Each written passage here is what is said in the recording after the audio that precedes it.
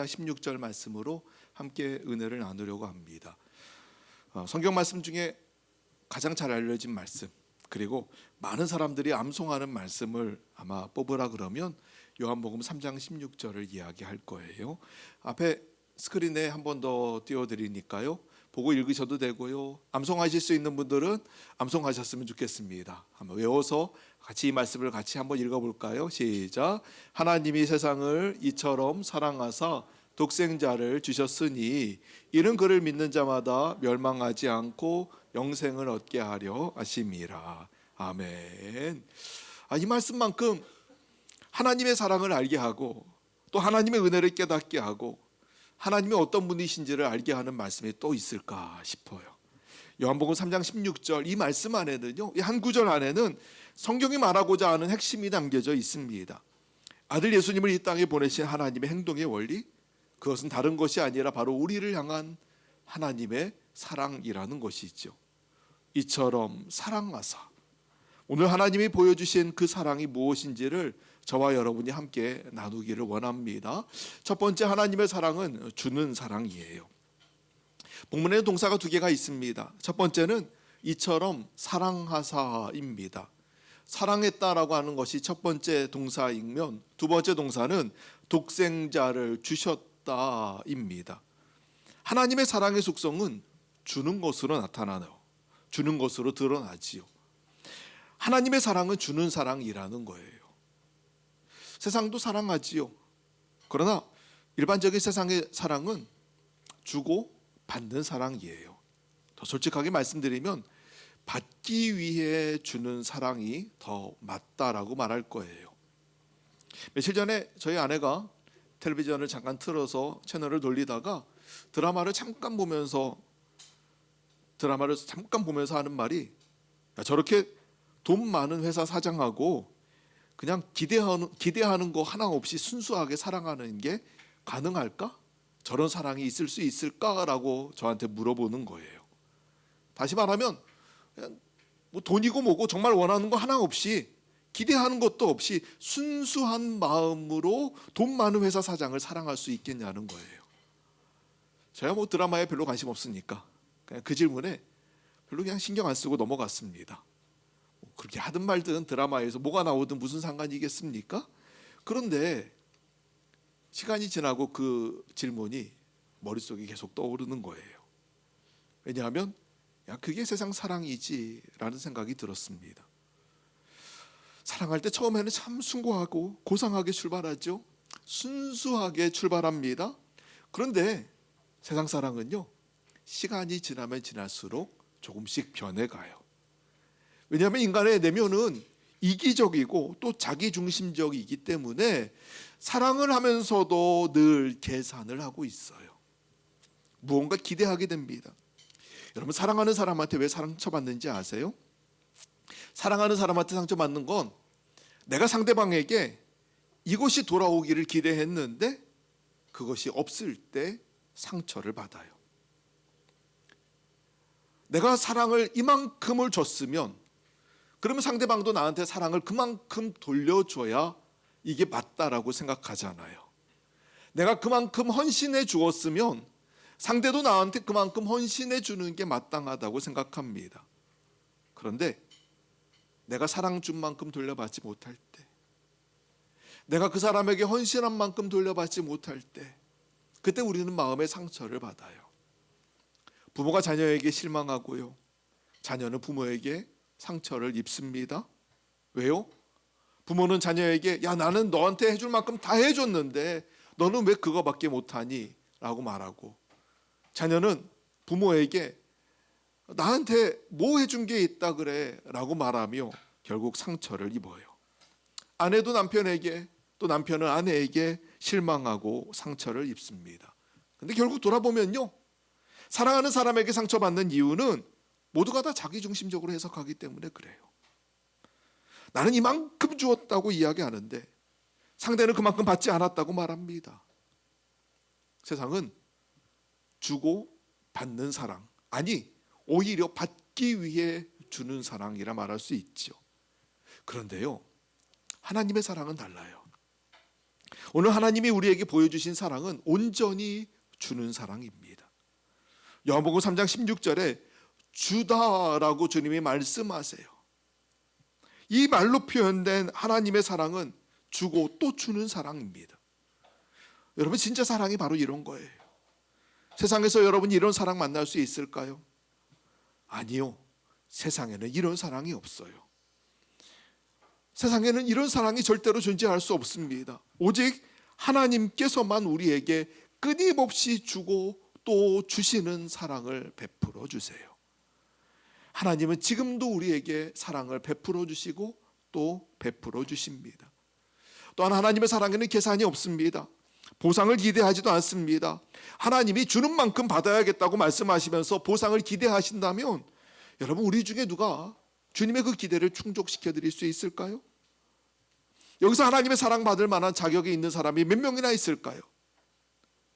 우리가 하나님께 내가 이만큼은 줬으니 너도 내가 준 만큼 나한테 줘야 돼 라고 말씀하시면서 돌려받기를 하나님이 기대하신다면 하나님의 마음에 합할 만큼 돌려줄 수 있는 사람이 이 중에 몇 명이나 있을까요? 아마 우리는 그 사랑에서 전부 다 제외될 거예요. 우리는 그 사랑받을 만한 자격이 없다는 겁니다. 사랑하는 여러분, 기억하세요. 오늘 내가 이 땅에 존재하는 이유는, 오늘 내가 이 자리에서 하나님을 예배할 수 있는 이유는 온전히 하나님의 사랑 때문인 줄 믿습니다. 우리가 구원받은 것도 전적인 하나님의 사랑 때문이에요. 내가 무언가를 하나님께 드렸기 때문에 하나님이 나를 구원하신 게 아닙니다. 값없이 주시는 하나님의 사랑으로 우리가 구원받은 줄 믿습니다. 여러분, 그래요. 하나님의 사랑은 주는 사랑이에요. 오늘 이 성탄절에 하나님의 사랑을 더욱 깊이 깨달아가는 여러분 되시기를 주의 이름으로 축복합니다. 그 사랑을 더욱 깊이 경험하게 되기를 원합니다. 하나님의 큰 사랑, 갚을 수 없는 넘치는 사랑을 한없이 부어주시는 그 사랑을, 조건 없이 부어주시는 그 사랑을 내가 받았구나 고백하며 하나님의 사랑을 깨달아가는 여러분 되시기를 주의 이름으로 축복합니다. 그냥 대가 없이 아무 조건 없이 주시는 하나님의 그 사랑, 오늘 저와 여러분이 그 사랑을 받은 줄 믿습니다. 첫 번째가 주는 사랑입니다. 그러면 두 번째는 하나님이 먼저 베풀어 주신 사랑이라는 거예요. 요한일서 4장 10절 말씀을 제가 읽어드릴게요. 요한일서 4장 10절입니다. 사랑은 여기 있으니 우리가 하나님을 사랑한 것이 아니요 하나님이 우리를 사랑하사 우리 죄를 속하기 위하여 화목제물로 그 아들을 보내셨음이라. 아멘. 사랑이 여기 있는데요, 그 사랑은 우리가 하나님을 사랑한 게 아니래요. 우리가 하나님을 먼저 사랑한 게 아니고 하나님이 우리를 먼저 사랑하셨어요. 그래서 요한일서 4장 19절에 또 이렇게 말씀합니다. 우리가 사랑하면 그가 먼저 우리를 사랑하셨음이라. 그가 먼저 우리를 사랑하셨음이라. 우리의 사랑 이전에 하나님의 사랑이 먼저 있었다는 거예요. 내가 먼저 하나님 사랑하기 전에 하나님이 나를 먼저 사랑하셨어요. 더 나아가서 사랑받을 만한 자격이 없음에도 불구하고 하나님은 우리를 너무나 사랑하셨습니다. 나를 먼저 사랑하신 그 사랑, 이것이 하나님의 사랑이죠. 아까 우리가 첫 번째 했던 질문은, 하나님이 만약에 내가 베풀어 준 사랑만큼 난 돌려받고 싶어, 난 돌려받고 싶으니까 내가 준 만큼 내놔 라고 말할 때 그 자격을 충족할 만한 사람이 어디 있을까라고 질문했다면, 두 번째 질문은 사랑받을 만한 조건이 있는 사람이 우리 중에 몇 명이나 있을까 한번 질문해 볼 필요가 있어요. 사랑받을 만한 자격이 있고 사랑받을 만한 조건을 가진 사람이 우리 중에 얼마나 있을까요? 여러분, 정말 당당하고 자신 있게 나라고 하는 존재가 하나님 앞에 나아가서 나는 하나님께 당연히 사랑받아야죠, 나 같은 사람 사랑 안 받으면 누가 받을 수 있나요? 라고 말할 수 있는 분 여기 몇 명이나 계십니까? 그런데요, 성경은요 우리에게 뭐라고 말씀하시는가 하면 우리는 사랑받을 자격이 없대요. 왜요? 우리가 모두가 다 죄인이기 때문에 그래요. 성경은 우리가 죄인이라고 말씀합니다. 그것도 그냥 죄인도 아니고 머리부터 발끝까지 그냥 죄가 없는 게, 죄 아닌 게 하나 없을 정도로 우리는 완전하게 죄인이라고 말씀하고 있어요. 우리 하나님께 심판받을 수밖에 없어요. 하나님 앞에 심판대에 섰을 때 하나님이 우리를 향하여 너 죄인이잖아 라고 말씀하셔도 반박할 수 있는 게 하나 없는, 그냥 우리는 온전히 죄인이에요. 지금 당장 심판받아도 불평하고 원망할 말이 하나도 없어요. 왜냐고요? 우리는 죄인이거든요. 우리 하나님께 사랑받을 자격이 없는 사람입니다. 하나님께 사랑받을 수 있는 조건이 우리에겐 없어요. 우리는 그냥 온전히 죄인입니다. 과거에도 그랬고요, 지금도 그렇고요, 앞으로도 마찬가지예요. 만약 하나님께서 우리에게 의로운 자가 사랑받을 수 있다고 말씀하시면서 의로운 자가 내 앞에 나와야 된다라고 말씀하신다면 우리에게 소망이 없을 거예요.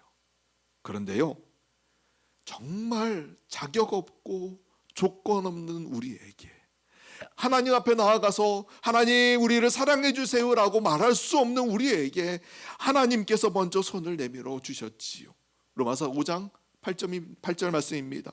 우리가 아직 죄인 되었을 때, 여전히 우리가 죄인일 때 그리스도께서 우리를 위하여 죽으심으로 하나님께서 우리에 대한 자기의 사랑을 확증하셨느니라. 하나님이 우리에게 다가오셔서 손 내미실 때에는요, 어떤 조건을 내미신 게 아닙니다. 일방적으로 주님이 손을 내밀어 주셨어요. 예수님이 십자가에 달리실 때 제자들이 다 도망가죠. 다 도망갔습니다. 심지어 베드로는 예수님 모른다고 3번이나 부인하며 심지어 저주하면서 모른다고 얘기할 정도였어요. 그런 제자들이 다시 갈릴리 해변으로 돌아갔습니다. 그런데 예수님이 그들을 찾아가세요. 부활하신 예수님이 그들에게 다시 찾아가세요. 찾아가셔서 뭐라 하십니까? 내가 너희들한테 복수할 거야 뭐 이러십니까? 아니에요. 주님 찾아가셔서 그런 말씀하지 않으십니다. 원망의 말도 하지 않으십니다. 주님이 그 디베라의 바닷가에 찾아가셔서 그냥 가지도 않으시고요, 먹을 것도 다 준비해서 고기도 다 구워 놓으시고 밥상도 다 차려 놓으시고 제자들을 부르십니다. 그리고 먼저 손 내미시지요. 그리고 제자들에게 물으시는 예수님의 말씀, 네가 나를 사랑하느냐? 나는 너를 사랑하는데 너도 나를 사랑하니? 라고 물으시는 거예요. 네가 나 사랑해주면 나도 너 사랑해줄게 라고 말씀하시는 게 아니고요, 주님이 이미 사랑의 손을 내미셨고요, 그 제자에게 물으시는 말씀, 나는 너를 너무너무 사랑하는데 너도 나를 사랑하니? 정말 세상에선 볼 수 없는 희한한 광경이지요. 탕자의 비유도 마찬가지입니다. 여러분, 탕자의 비유를 보세요.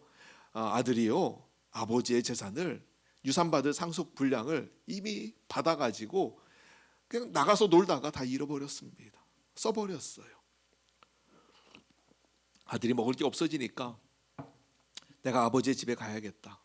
아버지 집에 돌아가서 아들이라고 할 만한 내가 자격은 없는 것 같고, 나를 다시 아들 삼아주세요라고 말할 수 있는 그런 건 아닌 것 같으니 그냥 내가 종의 한 사람으로 살아야겠다. 우리 집의 종들은 그래도 먹을 건 잘 먹고 사니까 여기 있는 것보단 아버지의 집에서 종살이라도 하는 게 낫겠다 싶어서 이 탕자가 아버지 집으로 돌아갑니다. 그런데요, 탕자가 집으로 돌아갔을 때 아버지가 어떻게 하시나요? 아버지가 조건을 내미시나요? 네가 어떻게 그 낯짝으로 나한테 돌아와서 다시 우리 집에 들어오겠다고 말할 수 있어? 라고 말하나요? 아니에요. 아버지는요, 아들이 돌아오기를 기다리고 또 기다리고 또 기다리고 있었어요. 그러나 저 언덕 너머에서 아들이 오는 모습을 보자마자 신발도 신지 않은 채로 그 아들이 있는 데까지 달려갑니다. 그 더럽고 그 지저분하고 냄새나는 아들을 그냥 있는 대로 끌어안아요. 그리고 입을 맞춥니다. 그리고 하는 말이 내 아들이 살아 돌아왔다 이야기예요. 죽은 내 아들이 돌아왔다는 거예요. 아들이 아버지한테 가서 아버지 죄송해요, 제가 잘못했어요, 용서해 주세요 라고 말한 이후에 아버지가 아들을 끼워놨냐면 아닙니다.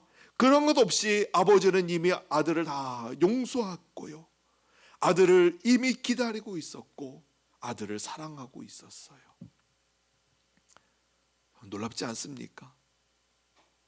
우리가 사랑받을 자격이 있냐고요? 아니에요. 우리는 사랑받을 자격이 없어요. 그런데 하나님은 우리를, 자격 없는 우리를 이미 사랑하고 계셨고, 자격 없는 우리를 이미 용서하고 계셨고, 그리고 주님이 먼저 손 내밀어 우리를 품어 주셨어요. 여러분, 이것이 하나님의 사랑인 줄 믿습니다. 창세기 90장 1절의 찬양이에요. 주 예수 내가 알기 전 날 먼저 사랑했네. 그 크신 사랑 나타나 내 영혼 거듭났네. 주 내가 예수 알기 전에 나를 먼저 사랑하셨어요. 오늘 이 성탄절은요, 사랑받을 자격 없는 나에게 나를 먼저 사랑해 주신 하나님의 사랑의 표현이에요. 오늘 내가 그 사랑을 받은 줄 믿습니다. 오늘 내가 이 사랑을 받았다는 것을 기억하세요. 그리고 동일하게 여러분도 그런 사랑을 가지고 나아가셨으면 좋겠어요. 세상은요, 사랑받을 자격이 있는 사람을 사랑합니다. 성경에 뭐라고 말씀하는가 하면, 야, 악한 사람도 지 자식은 사랑할 줄 알아. 그 말은 뭐예요? 사랑받을 자격이 있는 사람은 악한 사람이라도 사랑한다는 거예요.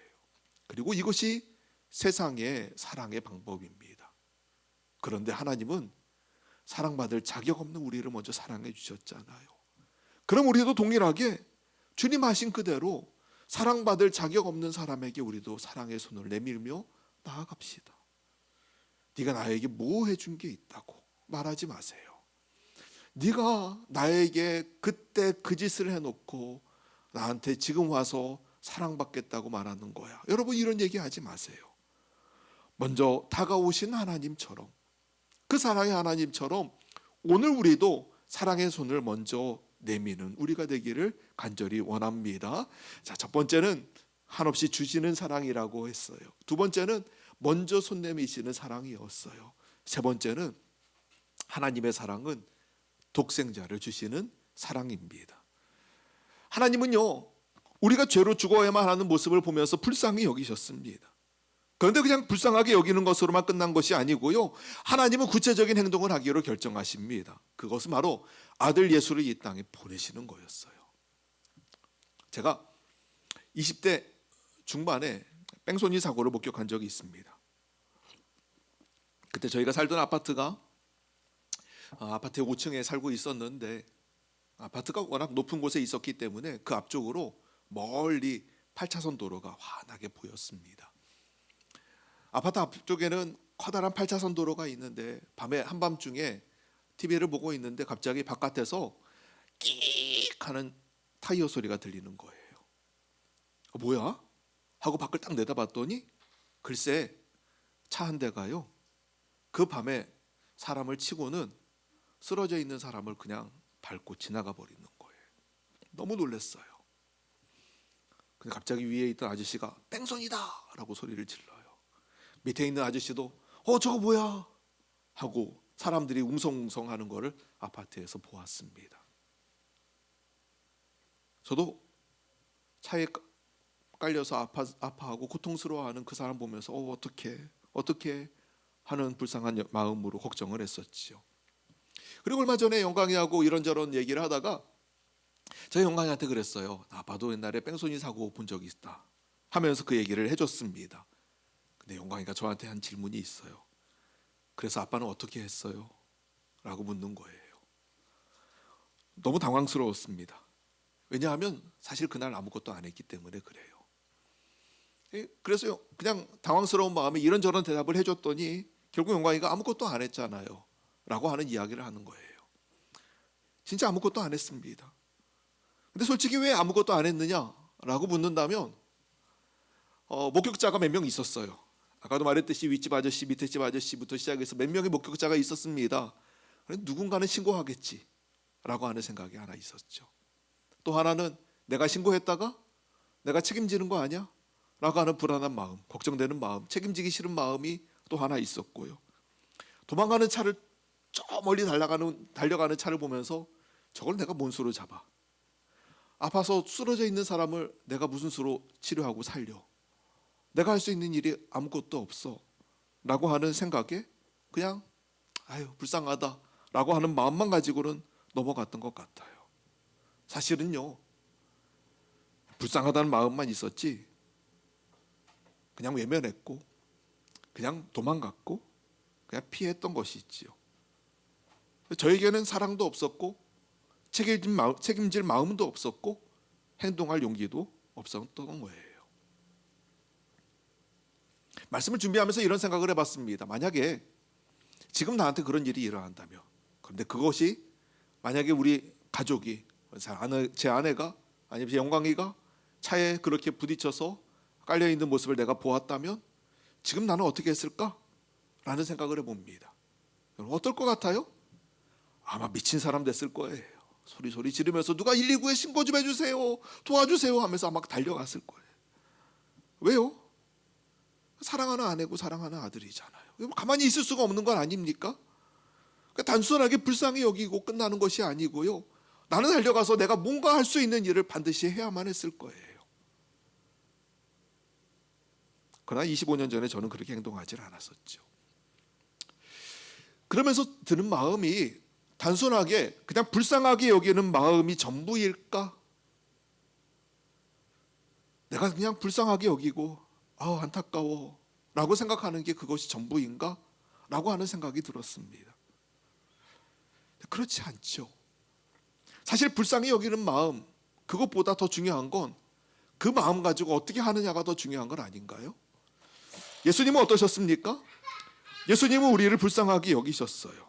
성경에 보면 예수님이 불쌍히 여기셨다라고 하는 말씀이 자주 나옵니다. 여러 번 예수님 불쌍히 여기사라고 말하는데요, 여러분 이 불쌍히 여기사라고 하는 말씀을 잘 보셔야 돼요. 그 말씀은요, 불쌍하게 여기셨다 그래서예요. 불쌍하게 여기셨다 그래서. 우리는 불쌍하게 여겼다가 끝입니다. 그렇지요? 불쌍해 어떡해. 지진 나서 수만 명이 죽었대. 불쌍해 어떡해. 전쟁이 났대. 불쌍해 어떡해가 끝이에요. 그런데 예수님은 불쌍하게 여기셨다 그래서 그 다음에 주님은 행동을 하세요. 목자 없는 양같이 유리하는 백성들을 보면서 주님 불쌍하게 여기셨어요. 그래서 그들의 귀신을 쫓아내시고 그들에게 말씀을 들려주시고 그들의 병을 고쳐주십니다. 눈이 먼 사람이 다가와요. 다윗의 아들 예수여 나를 불쌍히 여기소서. 주님이 그를 보고 불쌍하게 여기셨어요.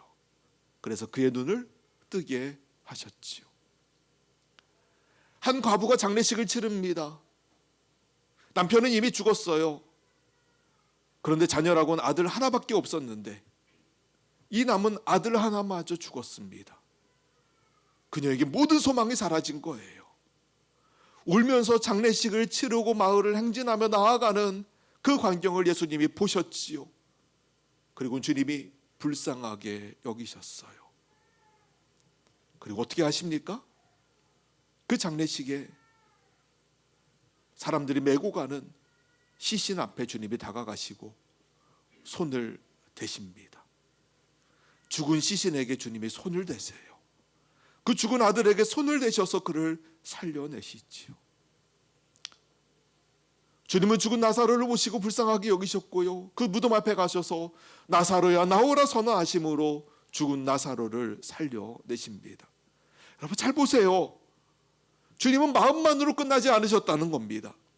불쌍히 여기는 마음이 끝이 아니라 주님은 그 이후에 불쌍히 여기심으로 행동하셨어요.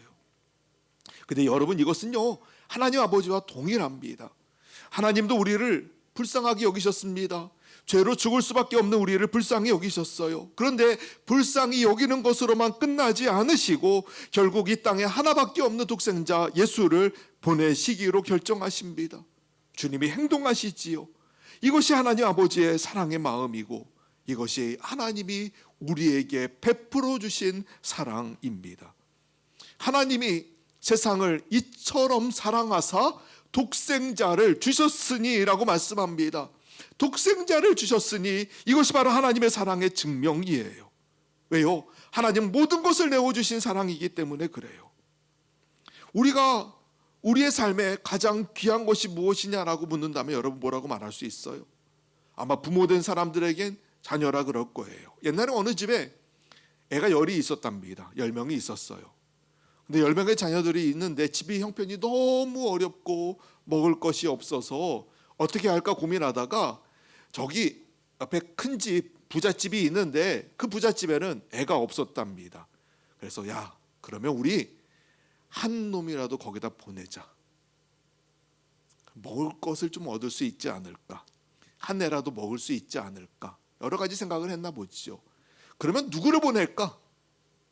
10명의 애들 중에 누구를 보낼까? 밤새 이야기를 했는데 결국은 아침에 나온 결론이 뭔지 아세요? 못 보내겠다예요. 애가 10명이 있어도요, 얘는 이래서 안 되고 쟤는 저래서 안 되고 얘는 이래서 안 되고 결국은 결론 난 건 보낼 수 없어. 어떻게 보내? 왜요? 아들이잖아요. 내 사랑하는 딸이잖아요. 내 애잖아요. 어떻게 우리가 그것을 포기할 수 있어요? 만약 하나님이 다 내어주더라도 포기할 수 없는 한 가지는 뭔가요? 라고 물으면 뭘 것 같으십니까?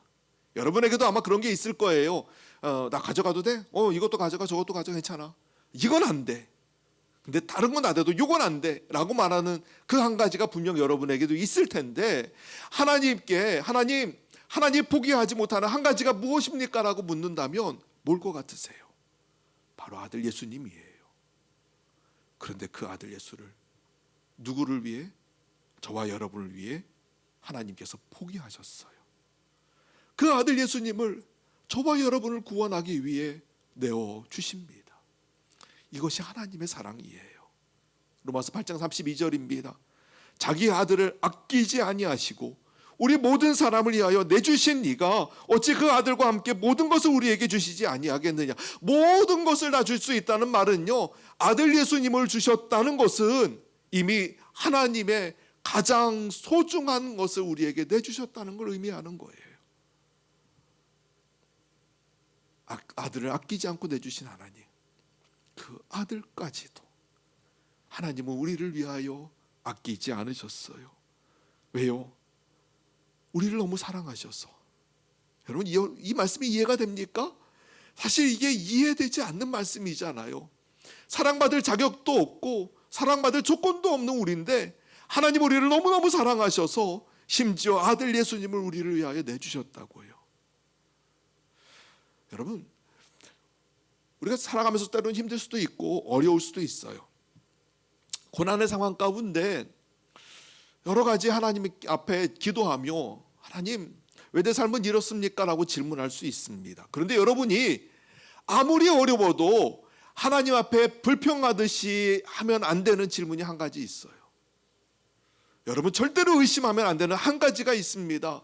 그것은 무엇인가 하면, 하나님이 나를 사랑하시는 거 맞아? 여러분, 이 질문만은 하시면 안 돼요. 절대로 우리가 의심하면 안 되는 한 가지, 하나님이 나를 사랑하시는 게 맞을까? 여러분, 사랑하는 여러분, 하나님은 저와 여러분을 사랑하시는 줄 믿습니다. 이미 예수님을 통해서, 예수님을 보내심으로 우리를 너무너무 사랑하신다는 것을 증명하셨잖아요. 여러분, 지금 당하는 고난 때문에 하나님의 사랑을 어떻게 의심할 수 있습니까? 그 큰 사랑을 받아 놓았는데, 하나님이 사랑하신다는 것을 이미 증명해 놓았는데 어떻게 그 작은 고난 앞에 하나님의 사랑을 의심할 수 있나요? 하나님 우리를 너무너무 사랑하세요. 신앙생활은요, 그 하나님의 사랑을 경험하는 것이고요, 그 하나님의 사랑 안에 있는 거예요. 그리고 그 사랑 안에 있을 때 우리의 삶이 변화되고 우리의 믿음의 신앙의 길이 하나님의 은혜 안에서 힘있게 나아가게 될 줄로 믿습니다. 신앙생활은 여러분 애쓰고 힘쓴다고 되는 게 아니잖아요. 노력해서 신앙생활하는 게 아니에요. 신앙생활은 하나님의 사랑을 경험하는 거고요, 그 사랑을 경험하고 나면 진짜 신앙생활에 힘이 생겨요. 예전에 사역하던 교회에 트레스 디아스라고 하는 영성 프로그램이 있는데 TD라고도 우리가 흔히 이야기를 합니다. 한 남자 집사님이 영성 프로그램을 다녀오셨어요. 근데 이 남자 집사님은요, 평소 보면은 얼굴이 딱 그거예요. 기분 나빠. 딱 그 표정이에요. 무뚝뚝하고요. 다만서 귀찮아 보이고요. 얼굴에 웃음이 하나도 없고요. 그리고 말 걸기도 참 무섭고 애매한 분. 바로 이 집사님이에요. 주일날 아침 오시면은 아침 예배 딱 드리고 부인 권사님하고 집에 가기가 바쁩니다. 교회 남아서 뭐 하는 게 없습니다. 우리가 보면서 교회 나오는 것도 기적이라고 얘기할 정도의 집사님이셨어요. 그런데 이분이 이 트레스 디아스 영성 프로그램에 다녀오셨습니다. 놀라워요. 갔다 온 게 기적이에요, 정말. 근데 갔다 오셨어요. 놀라운 건 뭔지 아십니까? 이 TD라고 하는 영성 프로그램이 뭘 목적으로 하는가 하면 하나님의 사랑을 경험하게 하는 게 목적이에요. 3박 4일 동안 3박 4일인가 4박 5일인가요? 거기 들어가면은 그 섬기는 사람들이 있어요. 그 사람들이요, 정말 다 해줍니다. 모든 걸 다 부어줘요. 사랑을 거기서 경험할 수 있도록 이것이 정말 하나님의 사랑이구나라고 느낄 만큼 모든 걸 다 섬겨줍니다. 근데 이 집사님이 거길 다녀오시고요, 하나님의 사랑을 경험한 거예요.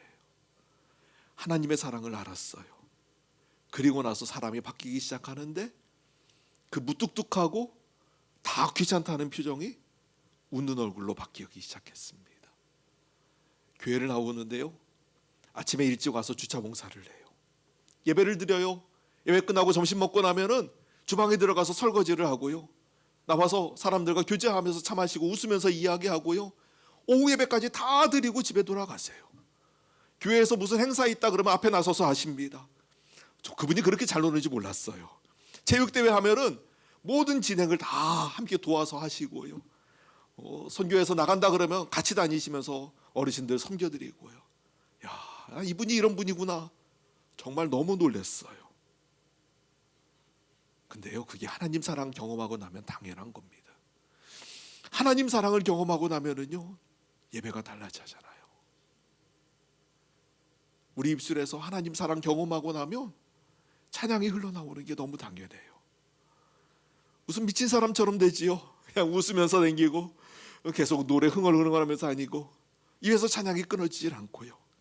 말씀을 들으면 그 말씀이 얼마나 달고 얼마나 귀한지. 예전에는 신앙생활 하면서 나 한 사람 다니는 것도 버거웠는데 하나님 사랑 경험하고 나면은 나만 다닐 수 없어, 나만 다닐 수 없어 하면서 어떻게 하면 누구를 끌어올 수 있을까, 어떻게 하면 이 사랑을 경험하게 할 수 있을까 하는 뜨거운 마음이 막 끌어오르고요.